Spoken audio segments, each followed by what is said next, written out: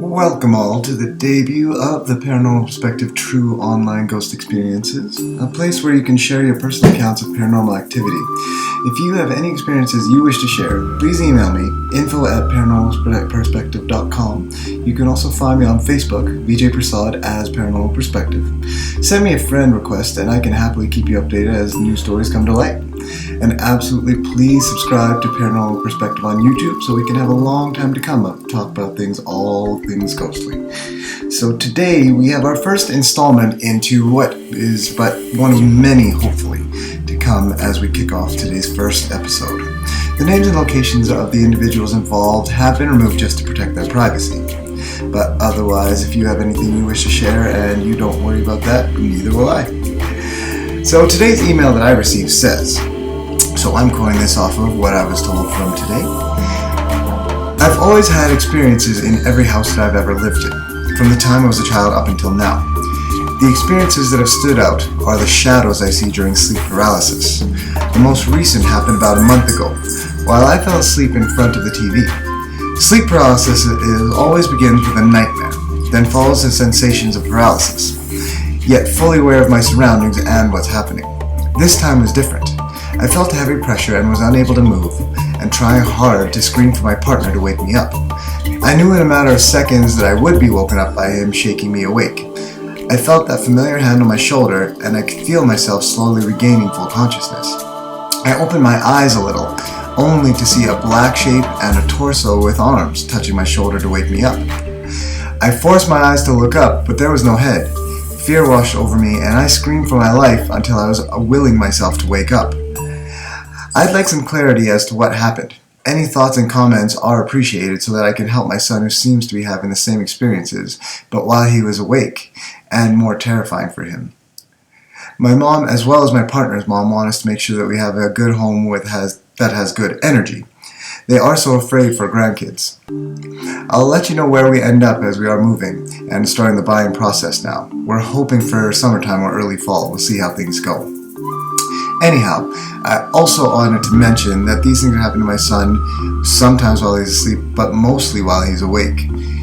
He will be taking a nap during the day and starts sobbing in his sleep. When I wake him up, the first thing that he says is that we, my partner and I, are going to die. He always goes back to the house in our previous town, always talking about it. But we let him ramble and then bring him back to the present reality that we don't live there anymore. The other day he was watching cartoons in one bedroom with the door shut and the lights on. About 45 minutes later, he started crying hysterically, saying that a monster came up from under the bed, saying that it would kill him. He had not fallen asleep. When we questioned him further about it, he said that it looked like a red cloud coming from under the bed with green eyes, and sat right in front of him and said it was going to kill him and all of us. Our mattresses are directly on the floor right now and there's no space under the bed, but he said that it was under the mattress. Rewinding a few days before this incident, we had dinner at a friend's house with her husband. I'd been to their house before for birthday parties and dinners. I noticed odd things before, but we thought nothing of it. For example, my son once went downstairs to their undeveloped basement used for storage and such things, where they also kept their dog. I heard the dog barking and I knew my son was downstairs, so I followed him. The dog was barking but not at him, but it was looking to the corner of the basement. I told my son to go back upstairs, but while doing so the dog stayed focused on the corner. Anyhow, this particular dinner was just us and her family, not the crowd of people that we usually have. 20 minutes later, I'm tired and dizzy and I can't put a sentence together. I wasn't drinking or anything, but I knew something was draining me. We sat down to dinner and there I saw a man standing at the top of the stairs that led to their basement. I usually see shapes and shadows, but the head was clear. He had ruffled white-gray hair, he was Caucasian, and the rest of the body was a blur shape of black. I could feel his glare. Our friend and her husband went on to tell us that their oldest daughter, who is 5, is being put through a barrage of tests to figure out why she isn't sleeping. They suspect by they I mean the doctors, suspect it's the adenoid glands, which are large and pressing on her nasal passages while she sleeps. It has affected her moods and she cannot concentrate in school, and consequently falling behind in kindergarten. Our friend had a bad fall on the stairs last November. As she was stepping into the basement, she fell flat on her head and lost consciousness for 20 minutes. She didn't go to the doctor right away. She hasn't been able to go back to work or go to the gym in over 5 months. Her husband fell in the exact same spot, but his injuries were not as bad. Also, their dog died suddenly weeks just before our friend had the bad fall on the stairs. I can't tell you how concerned I am for them. We were all feeling off for the past few days after that dinner, and my partner especially became so moody the following Sunday that it was almost unrecognizable. The days that followed the above incident with my son happened as well. I've got some good advice as to types of plants that I can get for home, where you put the leaves in their kid's bath and such things, or in their pillowcase, and these leaves can protect them. I have to find these plants still, but anyhow, if there's more I can do to protect my kids, please let me know. Sorry for the long email. Anyhow, thanks so much for giving us a safe place to talk. Needless to say, that is an intense story with a lot going on. One thing I can definitely say with such a thing is that nobody can ever tell a person when they're going through something like this that it's wrong or incorrect, or that they're not experiencing what they think they are, because that's not for anybody else to say, I don't think. That was just me taking a sip of wonderful coffee. One thing I always tell anybody who's going through such things is that it all starts within you. You can't go asking for help if you yourself are too afraid to deal with a situation. That's without a doubt. You have to be ready to get involved in what you're getting involved with so that you can stop it and make it right for yourself. That goes without saying. But when we talk about sleep paralysis, no better story I can think of when it comes to such things as one that's afflicted so many people worldwide. Many of you may have already heard about this, but the old hag syndrome, the shadow man, things like that. Those are the big related stories surrounding sleep paralysis. So, for those of you who don't know, the old hag story goes that while you're asleep, your mind essentially will wake up, but your body hasn't actually caught up yet, so it's actually technically still asleep. You can think, you can hear, you can breathe, but your body itself is not able to respond or move just yet. So it's of course a temporary thing, but many people, myself included, have experienced sleep paralysis. Essentially though, it's just a matter of willing your mind to wake your body up, and then you're basically as normal. Now, what happens in the case of the old hag syndrome is you have a situation in which, while in this state of being immobile, you will see or hear things that are out of the ordinary, but then all of a sudden you're drawn to a figure in the room. Some people see the old hag, which basically looks like this creepy old woman who doesn't look very nice, who will then crawl up on top of you while you're unable to move, sit on your chest where you'll feel that heavy pressure. Some feel attacks of many different varieties, varying severities as well. But aside from the old hag that they see, sometimes some see the shadow man. Same situation, except as opposed to a woman, they just see an outline figure of a masked shadow, black generally in color. Again, the pressure on the chest. Some reports state that the old hag will attack that person who is unable to move, or same thing with the shadow man, cause them physical harm. It's even gone as severe as some stories where people who have reported such things say that they've actually physically been hit, choked, raped, even penetrated, and I'm not even making a joke of that, so it can actually be quite scary, quite severe. One reason why I always like to state that this is a place where we want to be respectful to everyone is because anyone who's experienced something to that extent, it isn't right for anyone to judge that, because that is a terrifying experience a person can undergo, and you're unable to move, you're unable to protect yourself because your body can't move. So it's, please, with all comments, definitely be respectful, but this is open to comment, absolutely, just being safe for everyone involved. But going back to that old hag situation, I have myself definitely been in that situation of sleep paralysis. I have been in a situation of hearing those noises. I have felt the pressure on the chest, and I have seen the figure. I've never personally been attacked, but I have seen the figures moving around the room. Now, I am also on a paranormal investigation team that is called the Paranormal Perspective. So we do investigate such things as well. So obviously I have come across and seen things that I can't say are normal, alive. I have seen black shadow masses, I've seen shadow people, so anyone who wants to tell me what they've experienced, I am ready to believe what you're going to say. I will never judge for that. But in terms of things that one person can do to protect yourself, I always again state, it starts with you. You have to have that belief in yourself, because it can't get better unless you believe in yourself to face what's going on. Now, aside from doing the obvious, trying to get your bearings, this all comes down to a system of belief in how to protect yourself. I'm not going to tell a Christian person to use the Hindu faith techniques to protect yourself from spiritual attacks or entities. I'm not going to tell someone who's a Hinduist to use Muslim techniques or anything like that. I'm always going to say that if you're Muslim, use your Muslim beliefs. If you're Christian, use your Christian beliefs. If you're Catholic and so on, use your system beliefs, because it's what you believe that will help you through this process. When you're dealing with situations of attack, now, anytime you have a situation where you feel at risk or you feel that yourself or your family is being threatened, absolutely find someone who can help. Please definitely be mindful that there are some out there who, unfortunately, they're not nice people, who will be trying to take you for money and things like that. This isn't what this is about. This is about helping others, helping people get through that. So if you're needing help, definitely contact someone in your area who can help you, who's not going to be trying to take money from you, but actually genuinely wants to help you. With that, for example, with my team, I don't actually ask for money, but I do definitely say that if someone wants to donate, I ask that they donate to our local animal shelter. So that way that money can go to help some animals in need. That's what I do with my team. So finding someone like that definitely is a good idea, because they're actually honestly out to help, and I please implore you to do your research before you start telling anyone, because it's not about getting names out there or anything like that. It's about getting you the help you need.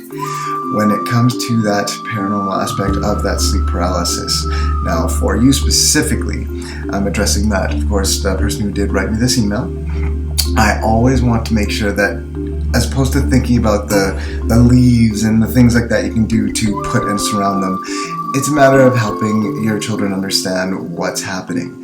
Not necessarily telling them about ghosts and all that kind of stuff, but explain to them that unless they've actually got physical harm, to try to keep them calm about it, so that way they're not scaring themselves.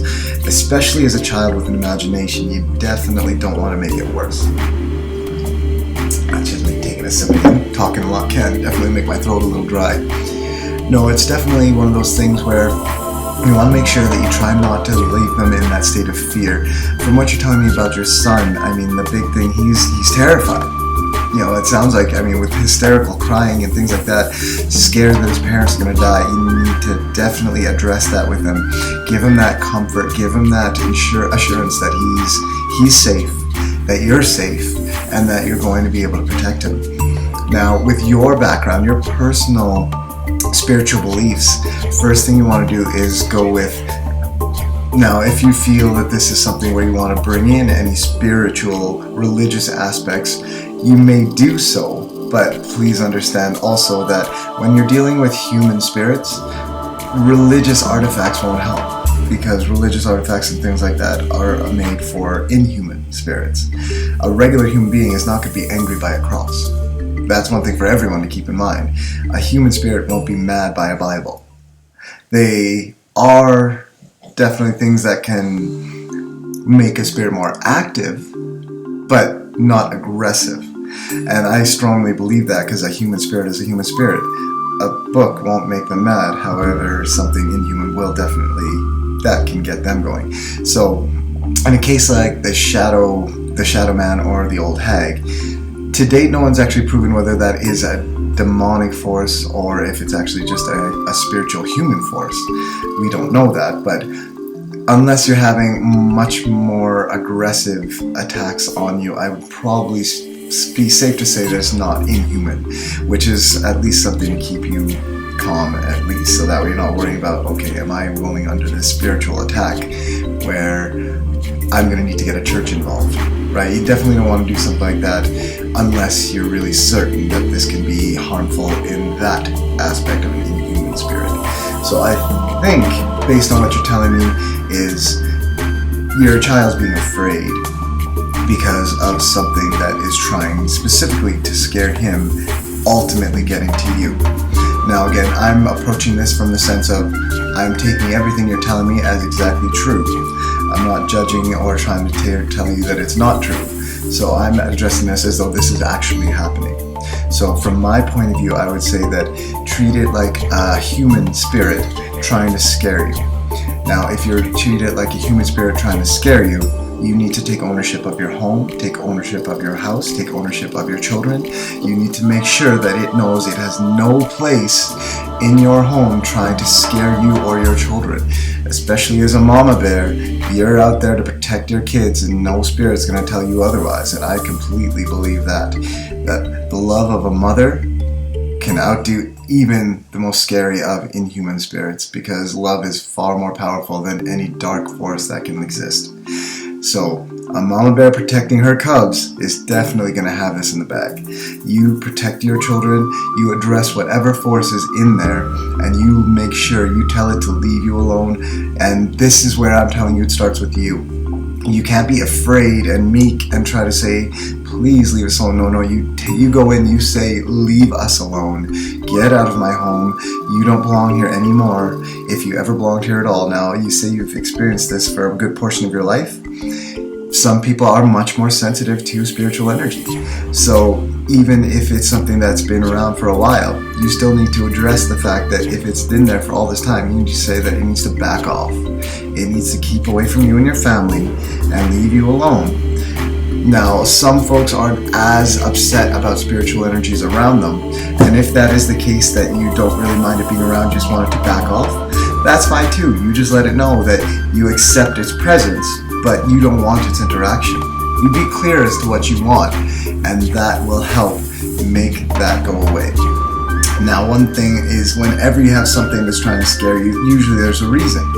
Sometimes it's because whatever you're talking about or talking to is trying to take that home. Well, this is your home. You can't let it. In a case, maybe it's the same thing that's been following you around for a while. Well, you let it know that this is your life and you don't want it involved right now like that. So you let it know that it needs to keep its distance from you. You can exist, you can coexist, but it doesn't need to interfere with your daily life, and especially not your family. Aside from anything of that sort, when you take that ownership, you also need to make sure that you believe it, because if you don't believe in what you're saying, it's not going to believe you either. No different than any other human being. If you try to scare somebody who's trying to attack you, but you're afraid and you're acting like you're afraid, they're not going to back off. You need to be very steadfast. Bring out that intestinal fortitude, stand firm, and you say that this is your life, this is your home, this is your family. Stop. And when you do that and you believe it, it will make a difference. When it comes to the situation of your partner, all of a sudden going through mood swings that change them into a totally different person that you don't even recognize, that is a bit more of an oppressive force, because human spirits can scare people, they can make you feel worn, they can make you feel worn down. But if it was out of the blue, all of a sudden, that's, to me, again, I'm not Mr. Know Everything, but I think I'm fairly adept in much. But I would say that if it came out of the blue, a human spirit doesn't have the kind of energy to all of a sudden change a person in a moment. Not in a moment's notice. That's more of an oppressive force. So let's just hope that if this is the first time and that's what happened, that it was just, I would want to say, an off day for him. Just because if this was a one-time thing, it hasn't happened before, definitely try not to go to that inhuman side, because that's something that nobody really wants to mess with. Spiritual energies of your human nature, that's one thing, but the other side of it is a completely different story. So let's just hope, for sake of argument, that that's just he had a bad day that day and that's all that was, because if it hadn't happened before, probably better off to just have that belief right now. If things are much worse, Absolutely, yes. That means that if it's starting to shift moods, starting to be more aggressive, starting attacking things, then yes, your spiritual beliefs, whatever your background, if you're Catholic, addressing your church, whether you're Muslim or Hinduist, addressing your pandit or whoever your spiritual leader is, but definitely getting involvement and help that way will be necessary, I think. If nothing else, it will also help state of mind for the family. So for all of you, just to help you feel better about your home and yourself. Taking ownership, taking the help that you need. If you're looking for someone to help by coming in and investigating to see if there actually is something, or if it's in your own behaviors or something like that, definitely do so. We can help you here to help you find someone in your area that will be able to help you and not take advantage of you as well. I definitely would be more than happy to do so. So hopefully that gave you a few answers. If you have any other questions, definitely feel free to contact me. So again, that's info@paranormalperspective.com. You can let me know at any time and I will get back to you. For any of my new listeners, definitely give us a shout. If you want to ever have any experiences you wish to share, that you want to talk about, have some answers to, this is an open and safe place. You can definitely talk about it. You can definitely let me know. As of right now, this is a new setup for us here. So right now, I am just doing this solo today, but every now and then I'm going to have someone join me so we can have a nice conversation. One thing that I also will be doing from now on is I'm going to be opening up the floor by way of social media. So for those of you who join again, looking for me on Facebook at VJ Prasad as Paranormal Perspective. I will have the online forum set up so that we'll be using the messenger of Facebook. So you can message in your questions and I can read them out and address them as you message in. I'll let you know what times I'll be on.